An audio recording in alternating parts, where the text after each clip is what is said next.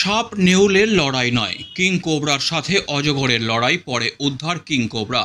King কোবরার সাথে অজগর সাপের লড়াই দেখল ডুয়ার্সের মেটেলি ব্লকের দক্ষিণ ধূপজোড়া এলাকার মানুষ। অবশেষে অজগর সাপটি পরাস্ত হয়ে অসুস্থ হয়ে পড়ে, তবে কিং কোবরাটিকে সুস্থ অবস্থায় উদ্ধার করা হয়েছে। বুধবার বিকেলে দক্ষিণ ধূপজোড়ার গরুমারা জঙ্গল সংলগ্ন ডাউয়াতলি এলাকায় যাতায়াতের রাস্তার পাশে একটি বিশালাকার কিং কোবরা ও একটি ছোট অজগর সাপের লড়াই শুরু হয়। অজগরটি কিং কোবরার মুখ পেঁচিয়ে ধরে। এদিকে কিং কোবরার ছোবলে অজগরটি অসুস্থ হয়ে পড়ে। ঘটনার খবর চাউর হতেই বহু মানুষের ভিড় হয় এলাকায়। আসে ধূপজোড়া বিটের বনকর্মী ও চালসার সর্পপ্রেমী দিবস রায়। পরে কিং কোবরাটি অজগরটিকে ছেড়ে সেখান থেকে অন্যত্র সরে যায়। তবে সর্পপ্রেমী বিকাশ রায়, বনকর্মী ও স্থানীয় বাসিন্দাদের সহযোগিতায় সন্ধ্যা নাগাদ কিং কোবরাটিকে উদ্ধার করা হয়। কিং কোবরাটি লম্বায় প্রায় 13 ফিট হবে। এদিকে অসুস্থ অজগরটিকে বনকর্মীরা নিয়ে যায়। উল্লেখ্য, গত শুক্রবার ওই এলাকার পাশ থেকেই 14 ফিটের একটি কিং কোবরা সাপ উদ্ধার করা হয়েছিল।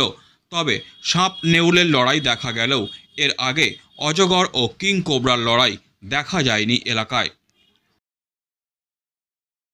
একদিকে কল চুরি, অন্যদিকে পানীয় জলের অপচয়। ঘটনাটি ঘটেছে জলপাইগুড়ি 3 নম্বর ওয়ার্ডের মিলন বেকারি এলাকার রাস্তার পাশে থাকা পুরসভার একটি পানীয় জলের কলে। এই ঘটনায় এলাকার বাসিন্দারা সমস্যায় পড়েছে বলে অভিযোগ। সেই কলটি স্থানীয় বাসিন্দা থেকে পথ চলতি সাধারণ মানুষ ব্যবহার করেন। এর আগেও রাতের অন্ধকারে কে বা কারা কলের মুখটি খুলে নিয়েছে।